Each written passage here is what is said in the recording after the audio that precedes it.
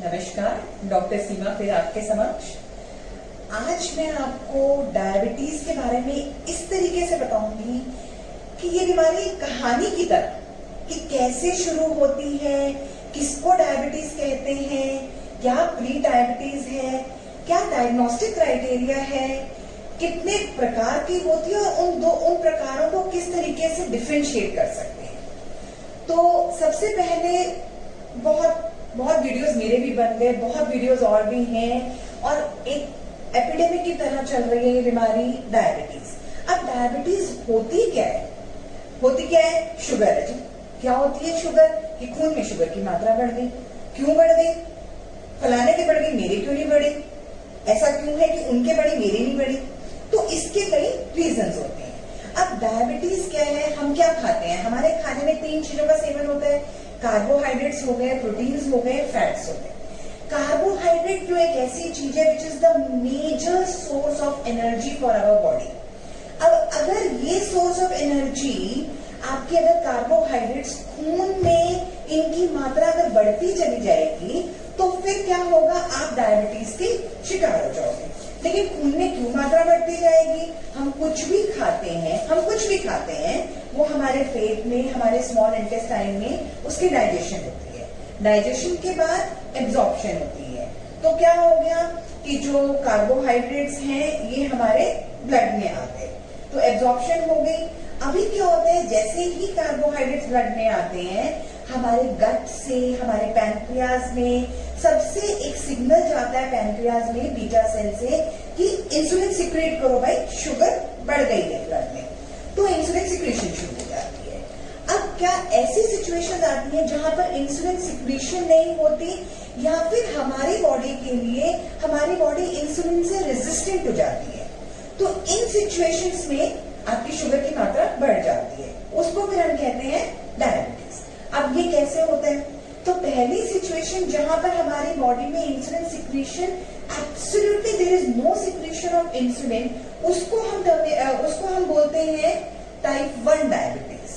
Type 1 वो condition हो गई जिसमें इंसुलिन बिल्कुल भी सिक्रेट नहीं होता और ये फिर इसीलिए यंगर एज में पाई जाती है, यहाँ बच्चों में पाई जाती है। लेकिन देखा गया है कि थोड़ा सा बड़ी उम्र में भी पाई जाती है। उस टाइम पे डिफरेंशिएट कर पाना टाइप 1 एंड टाइप 2 में थोड़ी सी परेशानी आती है।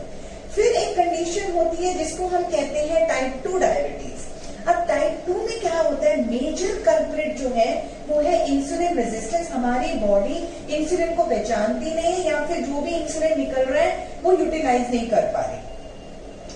तो इंसुलिन रेजिस्टेंस किस कंडीशन में होता है? मोस्टली जब इंसान चौथे या 5वें डिकेड में आता है, यानी कि 40 और 50 की उम्र में। जैसे जैसे एज बढ़ती है एक ही नॉर्मल फिजियोलॉजिकल फिनोमिना है कि इंसुलिन रेजिस्टेंस हमारी बॉडी में होता है।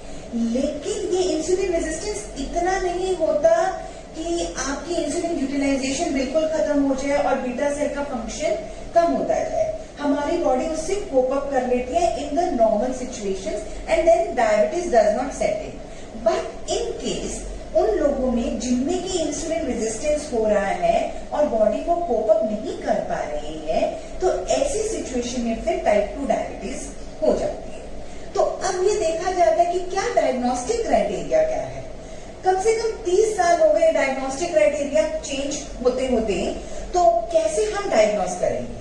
2 एंटिटीज हैं, अमेरिकन डायबिटीज एसोसिएशन और वर्ल्ड हेल्थ ऑर्गेनाइजेशन।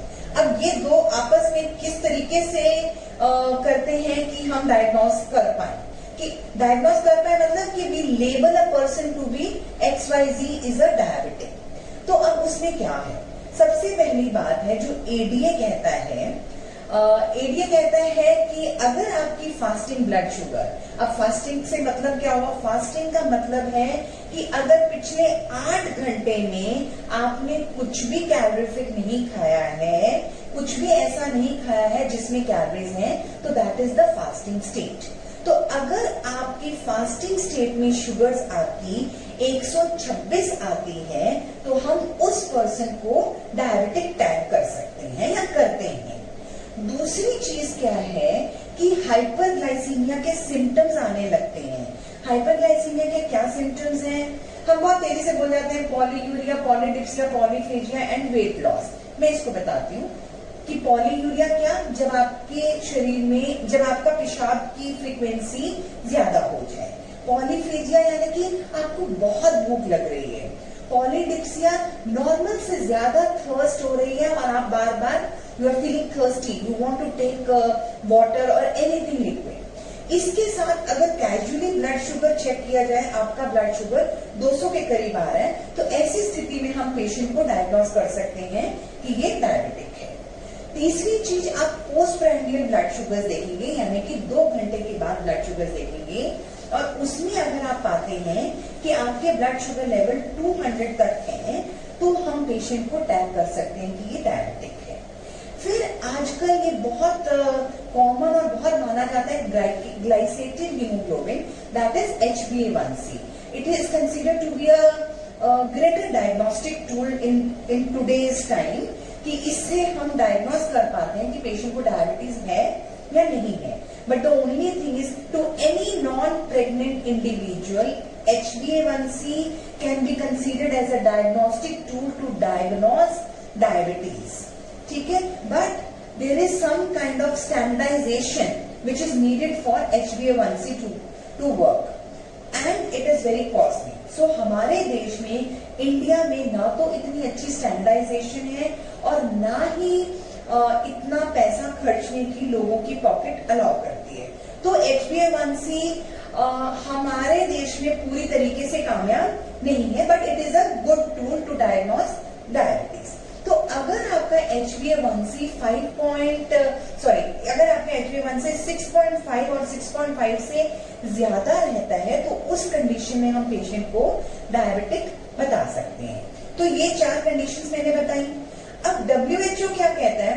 WHO कहता है कि किसी भी मरीज को डायबिटीज टैग करने के लिए या उसको डायग्नोज करने के लिए कि यस ही और शी इज अ डायबिटिक, एक छोटी सी ब्लड ग्लूकोज लेवल 125 से अगर 126 हो गई, तो आप कैसे उसको कह रहे हो? It is a very important clinical decision, cannot be just taken candidly.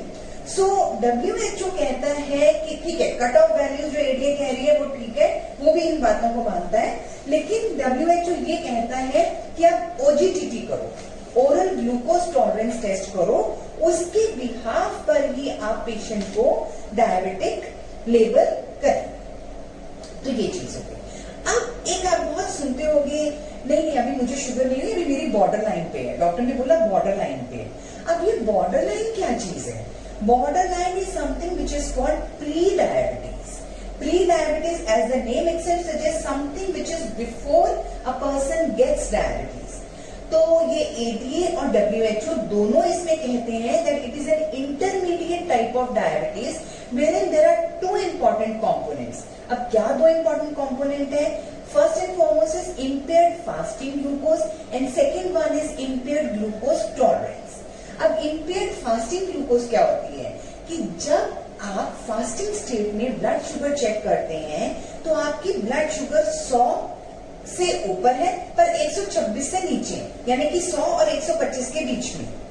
दूसरी चीज, अगर आप पोस्ट प्राइमरियल ब्लड शुगर चेक करते हैं, तो आपकी ब्लड शुगर 140 और 199, 200 नहीं टच करती, ठीक है। और HbA1c में अगर आप देखते हैं तो आपका HbA1c 5.7 से 6.4 है, 6.5 नहीं आता। बड़े मजे की बात है कि आप 125 पे तो कह दो कि शुगर नहीं है, और जहां 126 आ गई तो पेशेंट को टाइप कर दो डायबिटिक। एटलीस्ट इससे इतना तो समझ में आता है कि बॉडी में कुछ प्रोसेसिंग, कुछ चेंजेस ऐसे हो रहे हैं कि patient is moving towards diabetes. तो ये देखा गया है कि जो प्री डायबिटिक अपना ख्याल नहीं रखते, 8 से 10 साल का टाइम होता है for them to develop into overt diabetes. तो अपना ख्याल किस तरीके से रखना है? अगर आप सिर्फ लाइफस्टाइल इंटरवेंशंस करें, लाइफस्टाइल इंटरवेंशन से क्या मतलब है कि आप अपनी डाइट और अपने एक्सरसाइज का एक शेड्यूल बना लें, डाइट में अपनी कैलोरीज काउंट करें, आप देखें कि आप कार्बोहाइड्रेट की मात्रा कम खा रहे हैं या फिर आप रिफाइंड शुगर्स कम खा रहे हैं, तो वो बहुत फायदेमंद रहेगी। और अगर आप exercise, at least any kind of aerobic exercise 30 minutes a day for at least 5 days, तो फिर प्री डायबिटिक जो है, अगर वो अपनी डाइट और एक्सरसाइज का ध्यान रखें तो उसमें वो अपने आप को ओवर डायबिटीज होने से बचा सकते हैं। डाइट जैसे कि कार्बोहाइड्रेट्स कम या कैलोरी काउंट करके लें, रिफाइंड शुगर्स कम लें, और एक्सरसाइज जैसे कि 30 minutes of any kind of aerobic exercise for at least 5 days a week, अगर ये चीज कंटिन्यू होगी तो वो खुद को डायबिटीज होने से बचा सकते हैं। अब क्या चीज आती है कि कितने टाइप ऑफ डायबिटीज हैं। मैंने पहले पिछले वीडियो में बताया था, पहले आपको टाइप 1 और टाइप 2 बताया है, इसके बाद मैं आगे के टाइप्स फिर नेक्स्ट वीडियो में बताऊंगी। अभी हम फिर कॉन्सेंट्रेट करेंगे टाइप 1 और टाइप 2 में। अब टाइप 1 और टाइप 2 है, टाइप 1 जिसमें एब्सोल्यूट इंसुलिन डेफिशिएंसी, टाइप 2 जिसमें insulin resistance, and that is followed by a defect in the beta cell insulin secretion. अब टाइप 1 में यंग एज, टाइप 2 में adult, type 2 in the age of 40 to 50 years, type 1 young children or adolescents. Type 2 is hereditary, यानी कि family history पाई जाएगी, इसमें कोई family history नहीं है, it is an autoimmune disorder type 1। अब इनको हम डिफरेंशिएट कैसे करेंगे? डायग्नोसिस तो ठीक है, हमने ब्लड शुगर करा ली, फास्टिंग करा ली, पोस्ट प्रेंडियल करा ली, फास्टिंग करा ली, पोस्ट प्रेंडियल करा ली, HbA1c करा ली। तो ये 3 चीजें करा के तो हम ये देखेंगे ना कि डायबिटीज है। अब क्या टाइप है वो तो नहीं पता चलेगा। तो जैसे मैंने बताया कि type 1 is an autoimmune disorder, इसमें आपकी इंसुलिन सिक्रीशन बिल्कुल नहीं होगी, तो आप कुछ ऐसी चीजें कर सकते हैं जैसे कि C peptide assay. C peptide assay is a surrogate marker of insulin secretion, कि आपकी बॉडी में कितनी इंसुलिन पड़ी है वो आपको सी पेप्टाइड से पता चलेगा।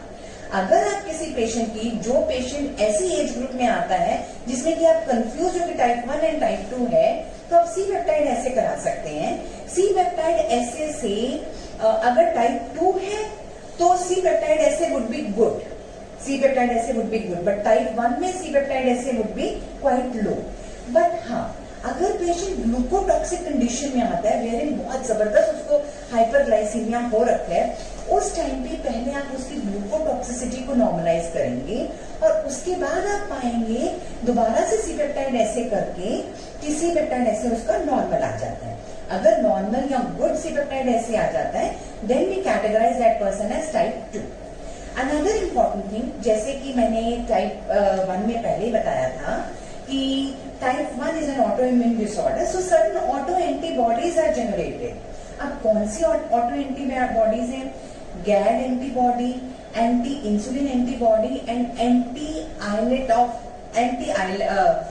एंटीबॉडीज।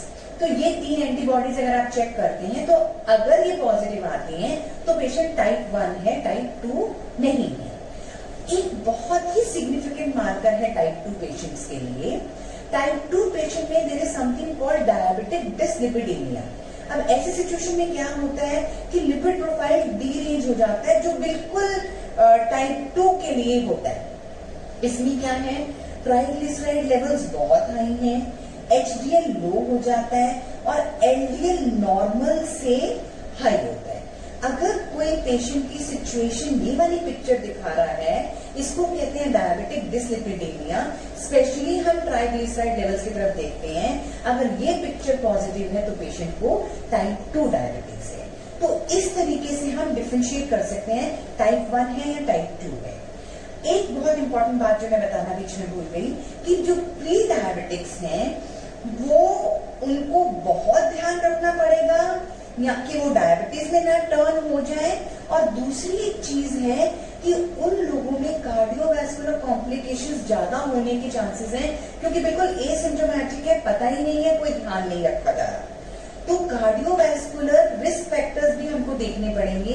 अब क्या कार्डियोवैस्कुलर रिस्क फैक्टर्स हम देखेंगे? उनके ब्लड प्रेशर को चेक करना है और उनका लिपिड प्रोफाइल चेक करना है, और हम ये पाएंगे कहीं ना कहीं कि उनके ब्लड प्रेशर और लिपिड प्रोफाइल भी रेज्ड हो सकता है। दूसरा, there are certain signs of insulin resistance. अगर आपको लग रहा है कि पेशेंट टाइप 2 है और इसको इंसुलिन रेजिस्टेंस है, उसको पूरी तरीके से अपने आप को, अपने डायग्नोसिस को कॉन्फिडेंट करने के लिए 2 चीजें देख सकते हैं, acanthosis nigricans and skin tags. ऐसे मरीजों में they will be obese and acanthosis nigricans का मतलब है कि उनके जो नेक का जो स्किन फोल्ड है वो बहुत डार्क कलर्ड हो जाएगा और यहाँ पे छोटे छोटे स्किन टैग्स भी पाए जाएंगे। तो इस तरीके से आप डायबिटीज को डायग्नोज कर सकते हैं, डायबिटीज को क्लासिफाई कर सकते हैं एंड टाइप्स ऑफ डायबिटीज जो मेन 2 टाइप्स हैं उनको डिफरेंशिएट कर सकते हैं। Thank you so much.